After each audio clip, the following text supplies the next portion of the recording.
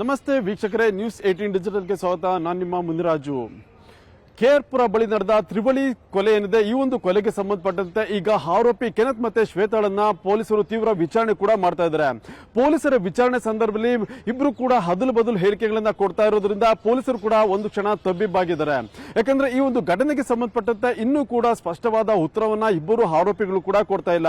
ಯಾಕಂದ್ರೆ ಮೊದಲಿಗೆ ಶ್ವೇತಾ ತನ್ನ ತಾಯಿಯ ಕಿರುಕುಳ ಮತ್ತೆ ತಾಯಿ ಏನು ತನ್ನ ಜೀವನಕ್ಕೆ ಒಂದು ಅಡ್ಡಿಯನ್ನು ಪಡಿಸ್ತಾ ಇದ್ರು, ಮತ್ತೆ ಸ್ವಾತಂತ್ರ್ಯವನ್ನು ಕೊಡ್ತಾ ಇರಲಿಲ್ಲ, ತಾಯಿಯಿಂದ ತನ್ನ ಜೀವನ ಹಾಳಾಯಿತು ಅಂತೇಳಿ ಬಂಧನದ ಸಂದರ್ಭದಲ್ಲಿ ಏನು ಹೇಳ್ಕೊಂಡಿದ್ರು. ಆದ್ರೆ ಈಗ ಪೊಲೀಸರು ಆಕೆಯನ್ನ ಕಸ್ಟಡಿಗೆ ಪಡೆದು ವಿಚಾರಣೆ ಮಾಡುವಂತ ಸಂದರ್ಭದಲ್ಲಿ ಸಂಪೂರ್ಣ ಉಲ್ಟಾ ಹೊಡೆದಿದ್ದು ಈ ಒಂದು ಘಟನೆಗೆ ತನ್ನ ಸ್ನೇಹಿತ ಕೆನತ್ ಕಾರಣ ಅನ್ನೋ ರೀತಿಯಲ್ಲಿ ಉತ್ತರವನ್ನು ಕೂಡ ಕೊಡ್ತಾ ಇದ್ದಾಳೆ ಅನ್ನೋ ಒಂದು ಮಾಹಿತಿ ಈಗ ಬರ್ತಿರೋದು. ಇದಕ್ಕೆ ಸಂಬಂಧಪಟ್ಟಂತೆ ಕೂಡ ಈಗ ಕೇರ್ಪುರ ಪೊಲೀಸರು ಇಬ್ಬರನ್ನು ಕೂಡ ಮುಖಾಮುಖಿ ವಿಚಾರಣೆ ಕೂಡ ಮಾಡ್ತಾ ಇದ್ದಾರೆ. ಆದ್ರೆ ಈ ವೇಳೆ ಏನು ಇಬ್ಬರ ಹೇಳಿಕೆಗಳಲ್ಲಿ ಕೂಡ ಸಾಕಷ್ಟು ವ್ಯತ್ಯಾಸ ಕೂಡ ಕಂಡು ಬರ್ತಾ ಇರೋದ್ರಿಂದ ಪೊಲೀಸರು ಇದಕ್ಕೆ ಪೂರಕವಾದ ಸಾಕ್ಷಿಗಳನ್ನ ಸಂಗ್ರಹ ಮಾಡೋದಕ್ಕೆ ಕೂಡ ಹರಸಾಹಸ ಪಡುವಂತಹ ಸನ್ನಿವೇಶ ಈಗ ಉಂಟಾಗಿದೆ. ಆದ್ರೆ ಇದೇ ಸಂದರ್ಭದಲ್ಲಿ ಏನು ಶ್ವೇತಾ ತಂದೆ ಕೊಲೆಯಾಗಿರುವಂತಹ ಏನು ಸೋಮಸುಂದರ್ ಒಂದು ಅಂತಿಮ ಸ್ಟೇಟ್ಮೆಂಟ್ ಅನ್ನು ಕೊಟ್ಟಿದ್ರು. ಈ ಒಂದು ಸ್ಟೇಟ್ಮೆಂಟ್ ನ ಆಧಾರದ ಮೇಲೆ ಈಗ ಇಬ್ಬರು ಆರೋಪಿಗಳನ್ನ ವಿಚಾರಣೆ ಮಾಡುವಂತ ಕೆಲಸ ಕೂಡ ಈಗ ನಡೀತಾ ಇದೆ. ಏನು ಸೋಮಸುಂದರ್ ಏನಿದ್ರೆ ಇವರು ಸಾಯುವ ಮುನ್ನ ಸುಮಾರು 1 ಗಂಟೆಗಳ ಕಾಲ ಒಂದು ಆಸ್ಪತ್ರೆಯಲ್ಲಿ ಆತನಿಗೆ ಚಿಕಿತ್ಸೆ ಕೂಡ ಕೊಡಲಾಗುತ್ತೆ.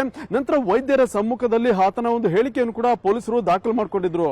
ಅದನ್ನ ವಿಡಿಯೋಗ್ರಫಿ ಕೂಡ ಮಾಡಲಾಗಿದ್ದು ಆ ಒಂದು ವಿಡಿಯೋ ಆಧಾರದ ಮೇಲೆ ಈಗ ಪೊಲೀಸರು ಈ ಇಬ್ಬರು ಆರೋಪಿಗಳನ್ನ ವಿಚಾರಣೆ ಕೂಡ ಮಾಡ್ತಾ ಇದ್ದಾರೆ. ಏನು ಪೊಲೀಸರು ಏನು ಸೋಮಸುಂದರ್ ಅವರ ಒಂದು ಸ್ಟೇಟ್ಮೆಂಟ್ ರೆಕಾರ್ಡ್ ಮಾಡ್ತಾ ಇದ್ರು. ಈ ಸಂದರ್ಭದಲ್ಲಿ ಏನು ಈ ಒಂದು ಕೊಲೆ ಮತ್ತೆ ಘಟನೆಗೆ ಏನೆಲ್ಲ ಕಾರಣ ಆಗಿತ್ತು ಮತ್ತೆ ಯಾರು ಚಾಕುವಿನಿಂದ ಹಿಡಿದಿದ್ದರು ಅನ್ನೋದ್ರ ಬಗ್ಗೆ ಕೂಡ ಸಂಪೂರ್ಣ ವಿವರವನ್ನ ಪೊಲೀಸರು ಮುಂದೆ ಹೇಳಿರ್ತಾರೆ.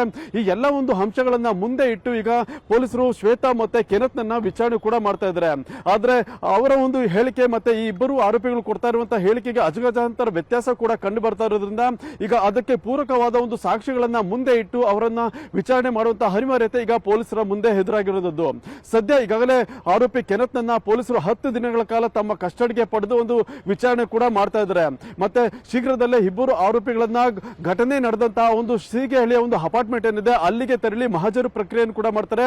ಇಬ್ಬರು ಆರೋಪಿಗಳನ್ನ ಆ ಒಂದು ಫ್ಲಾಟ್ ನ ಘಟನೆ ನಡೆದಂತ ಸ್ಥಳದಲ್ಲಿ ನಿಲ್ಲಿಸಿ ಮತ್ತೆ ಆ ಒಂದು ಸಂದರ್ಭದಲ್ಲಿ ಏನು ಸಾವನ್ನಪ್ಪಿರುವಂತಹ 3 ವ್ಯಕ್ತಿಗಳು ಯಾರಿದ್ರೆ ಮುತ್ತುಲಕ್ಷ್ಮಿ, ಸೋಮಸುಂದರ್ ಮತ್ತೆ ಸುಪ್ರಿಯಾ, ಮೂವರನ್ನು ಕೂಡ ಆ ಒಂದು ಯಾರ್ಯಾರು ಎಲ್ಲೆಲ್ಲಿ ನಿಂತಿದ್ರು ಮತ್ತೆ ಆರೋಪಿಗಳು ಎಲ್ಲಿ ನಿಂತಿದ್ರು ಮತ್ತೆ ಯಾವ ಪೊಸಿಷನ್ ಅಲ್ಲಿ ಗಲಾಟೆ ಆಯ್ತು ಅನ್ನೋದ್ರ ಬಗ್ಗೆ ಸಂಪೂರ್ಣ ವಿವರಣಾತ್ಮಕವಾಗಿ ಒಂದು ಮಹಜರು ಪ್ರಕ್ರಿಯೆಯನ್ನ ಕೂಡ ಮಾಡಿ ಅಲ್ಲಿ ಆ ಒಂದು ಘಟನೆಗೆ ಸಂಬಂಧಪಟ್ಟಂತೆ ಆರೋಪಿಗಳಿಂದಲೇ ಒಂದು ಹೆಚ್ಚಿನ ಮಾಹಿತಿಯನ್ನು ಕೂಡ ಸಂಗ್ರಹ ಮಾಡ್ತಾರೆ. ಇನ್ನು ಈ ಒಂದು ಘಟನೆಗೆ ಸಂಬಂಧಪಟ್ಟಂತೆ ಆರೋಪಿ ಕೆನತ್ ಏನಿದ್ದಾನೆ ಈತ 3-4 ದಿನಗಳ ಕಾಲ ಪೊಲೀಸರಿಗೆ ಚಳ್ಳೆಯನ್ನು ತಿನ್ನಿಸಿ ಪಾಂಡಿಚೇರಿಯಲ್ಲಿ ತಲೆಮರೆಸಿಕೊಂಡಿರ್ತಾನೆ. ಆದ್ರೆ ಈ ಒಂದು ಆರೋಪಿಯನ್ನ ಪತ್ತೆ ಮಾಡೋದಕ್ಕೆ ಖುದ್ದು ಪೊಲೀಸ್ ಕಮಿಷನರ್ ಆಗಿರುವಂತಹ ಸೀಮಂತ್ ಕುಮಾರ್ ಸಿಂಗ್ ಅವರೇ ಒಂದು ರೂಪುರೇಷೆಯನ್ನ ಎಣಿದಿರೋದು ಕೂಡ ಈಗ ಗೊತ್ತಾಗಿದೆ. ತಮ್ಮ ಬ್ಯಾಚ್ಮೇಟ್ ಅಧಿಕಾರಿಯಾಗಿರುವಂತಹ ಪುದುಚೇರಿಯ ಡಿಜಿಪಿ ಶಾಲಿನಿ ಸಿಂಗ್ ಅವರನ್ನ ಕಮಿಷನರ್ ಸೀಮಂತ್ ಕುಮಾರ್ ಸಿಂಗ್ ಅವರು ಸಂಪರ್ಕ ಮಾಡ್ತಾರೆ. ಈ ಒಂದು ಘಟನೆಗೆ ಮತ್ತೆ ಈ ಒಂದು ಆರೋಪಿ ತಲೆಮರೆಸಿಕೊಂಡಿರೋ ಬಗ್ಗೆ ಅವರಿಗೆ ಫೋಟೋ ಮತ್ತೆ ಕೇಸ್ನ ಡೀಟೇಲ್ಸ್ ಅನ್ನು ಕೂಡ ರವಾನೆ ಮಾಡಿದ್ರು. ನಂತರ ಏನು ಪುದುಚೇರಿಯ ಡಿಜಿಪಿ ಅವರು ಕೂಡಲೇ ಅಲ್ಲಿರುವಂತಹ ಒಂದು ಎಲ್ಲಾ ಪೊಲೀಸ್ ಠಾಣೆಗಳಿಗೆ ಆರೋಪಿಯ ಮಾಹಿತಿ ಮತ್ತೆ ಫೋಟೋವನ್ನ ರವಾನೆ ಮಾಡಿ ಈತ ಪುದುಚೇರಿಯಲ್ಲಿರೋ ಬಗ್ಗೆ ಮಾಹಿತಿ ಇದೆ, ಆತ ಇರುವಂತಹ ಒಂದು ಸ್ಥಳಗಳಿರ್ಬೋದು ಮತ್ತೆ ಲಾಡ್ಜ್, ಹೋಟೆಲ್ ಮತ್ತೆ ಪಬ್, ರೆಸ್ಟೋರೆಂಟ್ಗಳ ಬಳಿ ಒಂದು ಏನು ಗಸ್ತು ಮಾಡಿ ಆತನನ್ನ ಪತ್ತೆ ಮಾಡೋದಕ್ಕೆ ಒಂದು ಸೂಚನೆ ಕೂಡ ರವಾನೆ ಮಾಡಿರ್ತಾರೆ. ಈ ಸಂದರ್ಭದಲ್ಲಿ ಏನು ಆತ ಒಂದು ಮದ್ಯದ ಅಂಗಡಿ ಬಳಿ ಒಂದು ಮದ್ಯ ಸೇವನೆ ಮಾಡ್ತಿರ್ಬೇಕಾದ್ರೆ ಅಲ್ಲಿ ಸ್ಥಳೀಯ ಪೊಲೀಸರ ಕಣ್ಣಿಗೆ ಕಾಣಿಸ್ಕೊಳ್ತಾನೆ. ಪೊಲೀಸರು ಕೂಡ ಆತನ ಫೋಟೋವನ್ನ ಮೊಬೈಲ್ ಫೋನ್ ನಲ್ಲಿ ಇಟ್ಕೊಂಡು ಆತನಿಗೋಸ್ಕರ ಪತ್ತೆ ಮಾಡ್ತಾ ಇರಬೇಕಾದ್ರೆ ಅಲ್ಲಿ ಕೆನತ್ ಕೂಡ ಪತ್ತೆ ಸಿಕ್ಕಿಬಿದ್ದಿರೋದು. ನಂತರ ಆತನನ್ನ ಟ್ರೇಸ್ ಮಾಡಿ ಹಿಡಿಯುವಂತ ಸಂದರ್ಭದಲ್ಲಿ ಆತ ಕೂಡ ಅಲ್ಲಿಂದ ನಾಪತ್ತೆ ಆಗೋದಕ್ಕೆ ಸಾಕಷ್ಟು ಪ್ರಯತ್ನ ಪಟ್ಟು ಓಡ್ತಾ ಇರ್ತಾನೆ.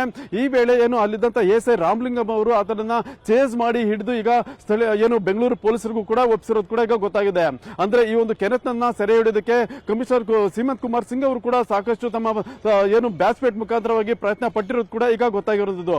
ಸದ್ಯ ಈಗ ಇಬ್ಬರು ಆರೋಪಿಗಳನ್ನ ಪೊಲೀಸರು ವಶಕ್ಕೆ ಪಡೆದು ತಮ್ಮ ಕಸ್ಟಡಿಯಲ್ಲಿ ವಿಚಾರಣೆ ಕೂಡ ಮಾಡ್ತಾ ಇದ್ದಾರೆ. ಮತ್ತೆ ಈಗಾಗಲೇ ಈ ಒಂದು ಘಟನೆಗೆ ಸಂಬಂಧಪಟ್ಟಂತೆ ಆರೋಪಿಗಳ ಒಂದು ಮೊಬೈಲ್ ಫೋನ್ಸ್ ಅನ್ನು ಕೂಡ ವಶಕ್ಕೆ ಪಡೆದು ಅವುಗಳನ್ನು ಕೂಡ ಪರಿಶೀಲನೆ ಮಾಡುವಂತ ಕೆಲಸ ಈಗ ನಡೀತಾ ಇದೆ. ಇದು ಇವತ್ತಿನ ವಿಶೇಷ. ಮುಂದೆ ಇದೇ ರೀತಿಯ ಸುದ್ದಿಗೋಸ್ಕರ ನೋಡ್ತಾ ಇರಿ ನ್ಯೂಸ್ 18 ಡಿಜಿಟಲ್ ಕನ್ನಡ.